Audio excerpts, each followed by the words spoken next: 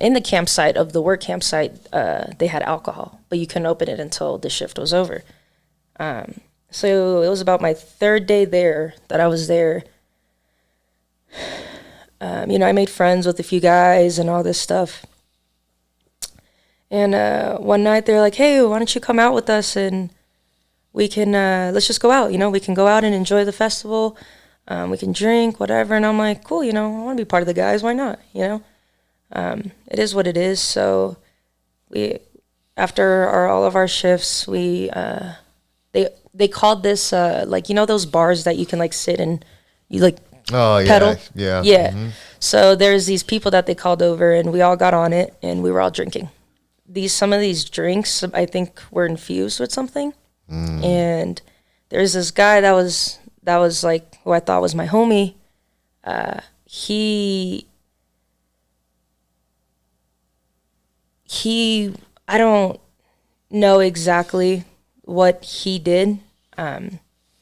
Either he mixed my drinks with something or someone mixed something in my drink.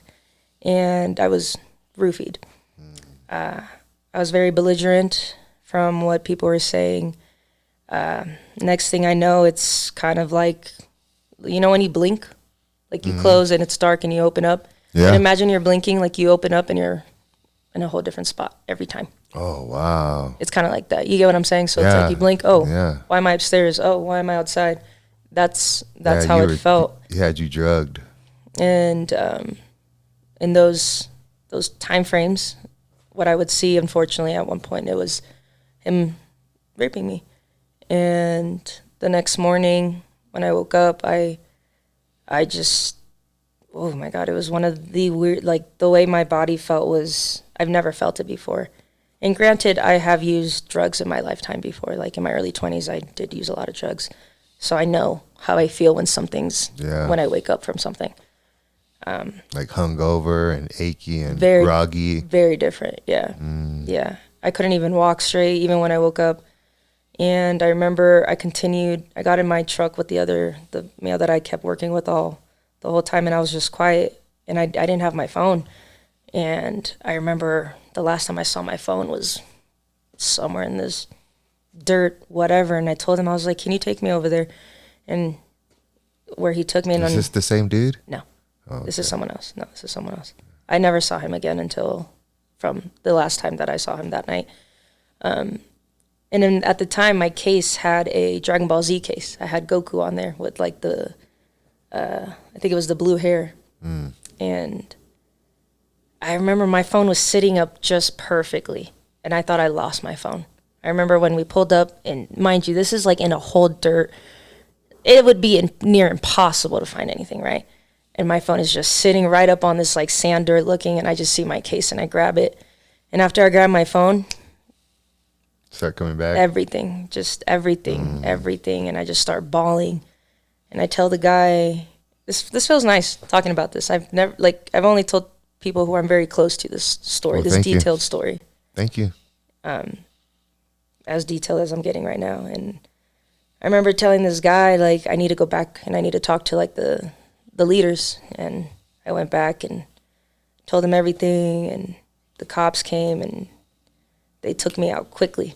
They took me out, and wherever this Burning Man event is, it's like a 4-hour drive from Vegas. So yeah, they drove me out, and I was supposed to fly out that same day, but the cops told me that I had to stay that night and go to one of those rape units to get myself checked completely. Yeah. In order to get this case going, and I did all that, and oh God, that experience was wild.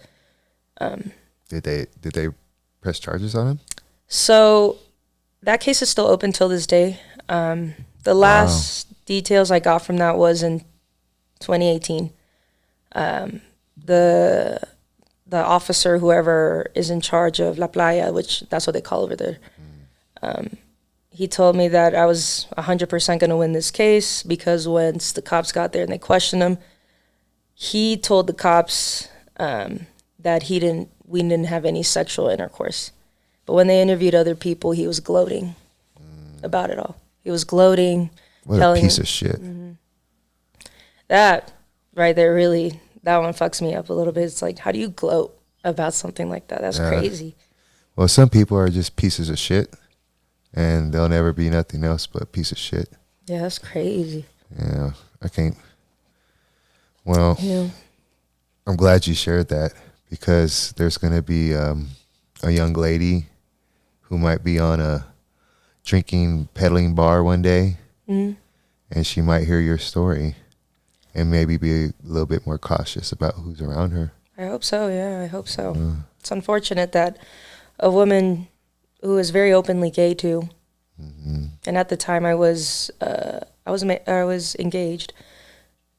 What a piece of shit, too. And I had my ring and everything. Can't go out and just enjoy a night and just to feel like you're one of the homies or one of the guys without having a traumatic event happen to you. Without one of the guys being a douchebag. Yeah, it's sad, but Well, you can. You just got to be around the right guys. it's So like, how you do you want- know? How do you know though? Even when you think they're right, It's true. you know what I'm You saying? don't know. You always hear like, so-and-so, he did? Oh, I never thought he would do that. Mm-hmm. It's always the ones that you never think. And it's do that. sad because he had 2 daughters. He has 2 daughters. Really? The night before, he showed me a photo too. Yeah, it's crazy. He showed me, he had him on their wallpaper as his wallpaper. I hate to say it. I hope he goes to jail. I don't know what's going on with him. I hope he goes to jail, because it's not right. Women shouldn't have to. I have 3 daughters myself. And I think about it, stuff like that, all the time. My oldest is going to college here pretty soon. Nice, nice. Stuff like that. Yeah. When you're in college is when you experience with drinking and Drugs. drugs and being around people. And unfortunately, in society, women can be vulnerable in those situations. Yeah. You know what I mean? Not every guy is a stand-up guy. No. And, they want to prey on innocent people like that. And I just hope that, that story can impact someone to make the right choices Yeah. when they get put in that situation. But I think you're super brave Thank for you, I going appreciate through the cops and staying that extra day and doing the kit and coming forward, because another thing is a lot of women go through that and they don't report it. And I think it's very brave, because you probably felt shame and guilt and all those things. But I felt like it was my fault for a very long time. but I'm here to tell you that, and you can look at me when I tell you this, that was not your fault. I appreciate that. That was his fault. That was his lust and his messed up brain. You were the victim in that. And God bless that you're still here. I appreciate that. Thank you. And I mean that from the bottom of my heart. But let's move on from that, because I don't want to bring you down too much. No, you're good. I appreciate that, man. You're good. Oh, man. So then you're in Finland, and you come to Illinois. What part of Illinois? I lived in Springfield, Illinois. Oh, Yeah. small? Is that small? It's like it's like Springfield and Rochester. Rochester's like a little town. Springfield is about 3 hours away from Chicago. Oh, okay. Yeah. What I was lived that there like? for 7 years. Very country. I was like the second non-Caucasian student. Oh, really? Yeah. So it was school. The school life was all right. But the neighborhood I lived in, I loved. Yeah, those are one of the best childhood memories I have. Yeah. What did you love about it? Oh man, my friends. It was literally like the suburban lifestyle. You get your bikes, you go out, you hang out. No crime. Everybody's No, nice. it was great. It was one of the best memories I have, for sure. Oh yeah. Did Yeah. you have friends I that you did. still talk to over there? Or? No, I mean, there's one guy that I'll speak to like here and there. Like he actually lives in Colorado, which is so funny. But no, yeah, it was one of the best memories I had. It's literally like the lifestyle that you see on movies, where you just are riding bikes before technology, all that fun stuff. Yeah. Yeah. That's why I tell my kids. And I say, you're lucky y'all live in a nice neighborhood. Yeah, it was almost like this. Yeah. They hear all about my traumatic trauma all the time. I'm like, oh, God damn it. You're like, dang, Get that shit that. together. Yeah, no, it is kind of like that. Yeah, where it's safe to like go out and you're okay, No, I agree. Yeah. So how was what made y'all move to Denver? So my father got hepatitis C. He got very sick, so he couldn't work. And with that, we ended up losing the house that we were living in. And so I have cousins out here. And my parents were like, hey, why don't we move to Colorado? I was like, all right, cool. So I'm going with you. I'm only 14, so let's go. Ain't got nowhere else to go. Right. So yeah, that's why we moved out here, and we've been here since then. You want to hear